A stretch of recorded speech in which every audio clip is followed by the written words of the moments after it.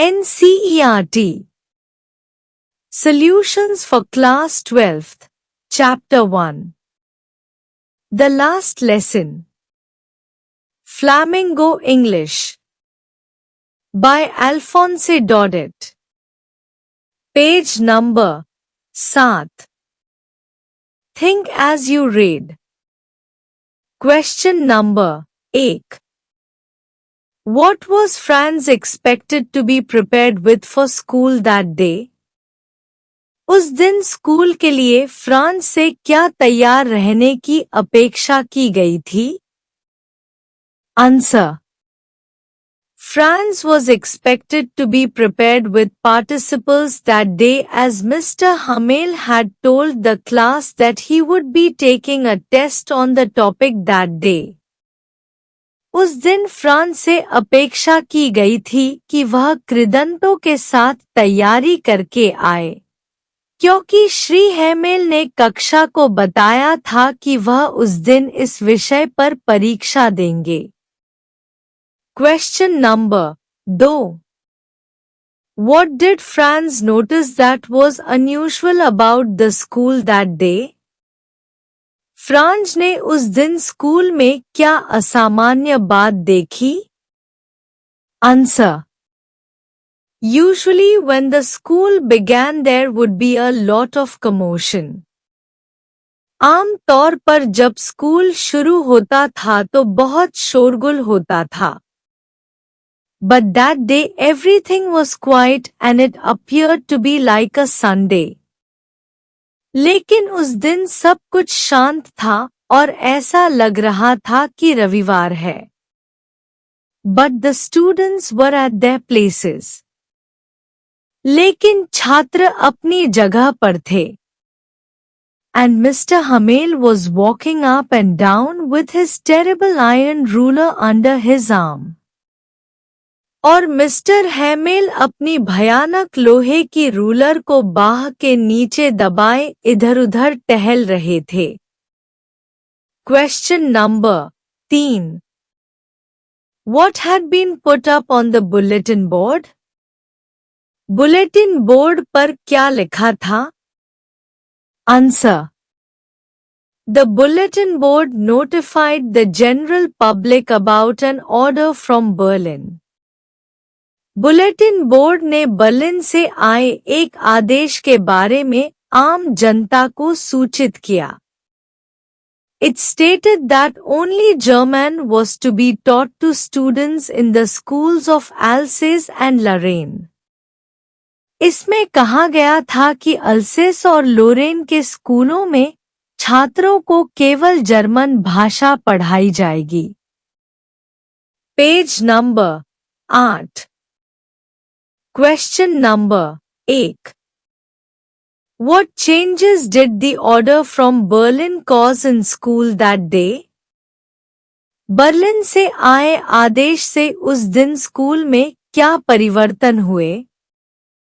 Answer. The order from Berlin brought all the routine hustle-bustle of the school life to a standstill. Berlin से आए आदेश ने स्कूली जीवन की सारी दिनचर्या को रोक दिया। The teacher, M. Hamel, became more sympathetic to his students and taught his lessons with more patience. शिक्षक, M. Hamel, अपने छात्रों के प्रति अधिक सहानुभूतिपूर्ण हो गए और अधिक धैर्य के साथ अपना पाठ पढ़ाते थे। The students became more attentive in their classes. छात्र अपनी कक्षाओं में अधिक ध्यान देने लगे। The villagers, who were sitting at the usually empty back benches and had come to show their respect and gratitude to M. Hamel. ग्रामीण, जो आम तौर पर खाली रहने वाली पिछली बेंचों पर बैठे थे और एम हेमेल के प्रति अपना सम्मान और आभार प्रकट करने आए थे। Regretted not going to school more than they did. उन्हें स्कूल न जाने का जितना अफसोस था, उससे कहीं अधिक था। The order also brought about a great change in the feelings of the people towards their country and their native language. इस आदेश ने लोगों की अपने देश और अपनी मूल भाषा के प्रति भावनाओं में भी बड़ा बदलाव लाया। There was a general sadness about not being able to utilize the opportunities of learning French when it was easily accessible. French सीखने के अवसरों का उपयोग न कर पाने के बारे में आम तौर पर दुख था, जबकि यह आसानी से उपलब्ध था। Question number 2। How did Fran's feelings about M. Hamel and school change? M. Hamel और स्कूल के बारे में फ्रांज की भावनाएं किस प्रकार बदलीं? Answer. Franz was shocked when M. Hamel told the students about the order from Berlin and that it was their last French lesson. France को तब झटका लगा जब एम हैमेल ने छात्रों को बर्लिन से आए आदेश के बारे में बताया और बताया कि यह उनका आखिरी फ्रेंच पाठ था। He forgot about his teacher's ruler and crankiness. वह अपने शिक्षक के रूलर और कर्कशता के बारे में भूल गया। He developed a fondness for M. Hamel at the troubling idea of being separated from him forever. हमेशा के लिए उससे अलग होने के कष्टदायक विचार से उसे एम हैमेल से लगाव हो गया। He understood the pain and agony his teacher was undergoing. वह अपने शिक्षक के दर्द और पीड़ा को समझता था। And he became more sympathetic towards his teacher. और वह अपने शिक्षक के प्रति अधिक सहानुभूतिपूर्ण हो गया। His school too, now, carried a different meaning. अब उसके स्कूल का भी एक अलग अर्थ था।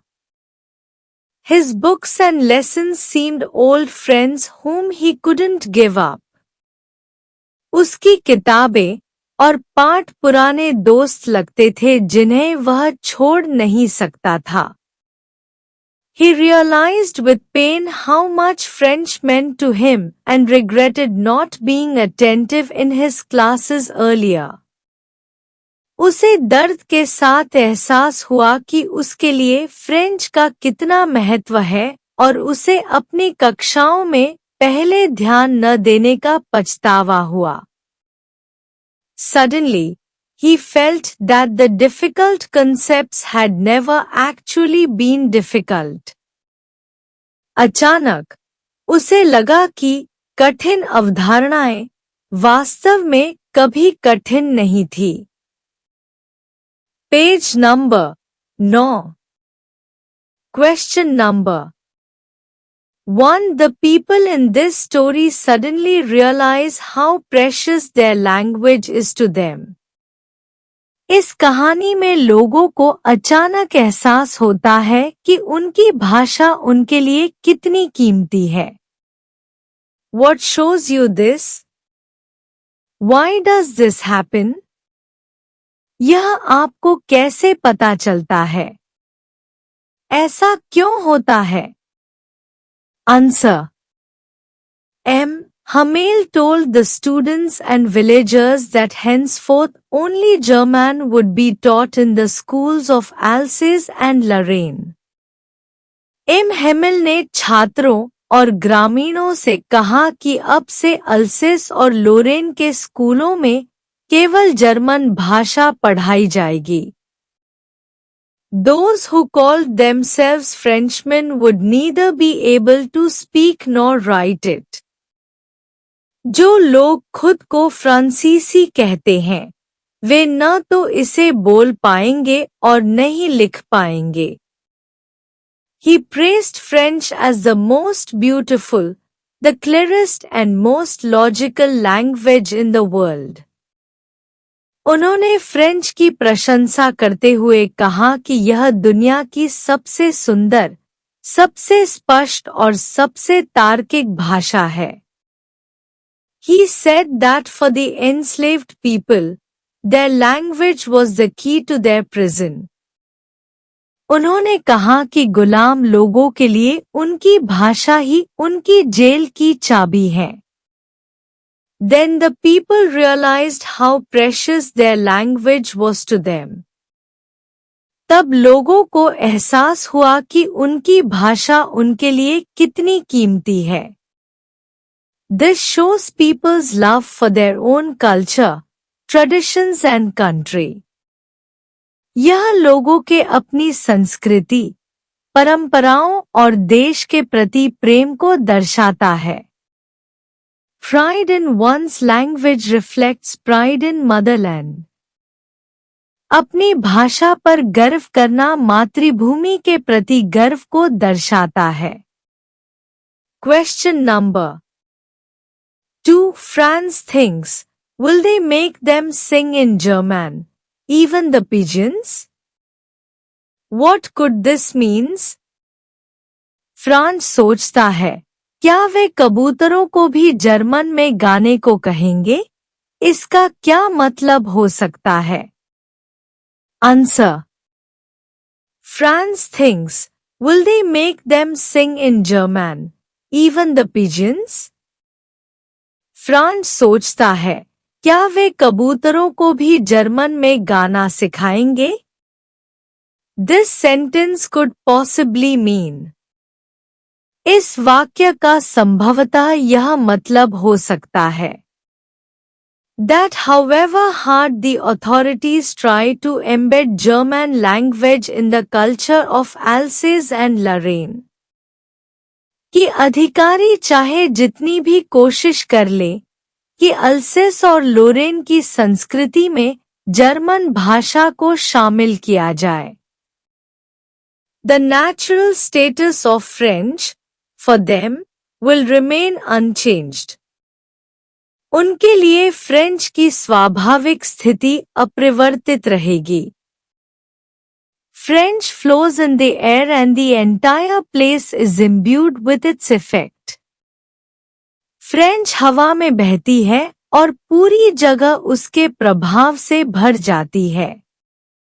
Even though they train students in German, भले ही वे छात्रों को जर्मन में प्रशिक्षित करते हों, the basic mode of communication would remain unchanged like the cooing of the pigeons. लेकिन संचार का मूल तरीका कबूतरों की गूंज की तरह अपरिवर्तित रहेगा। Thanks.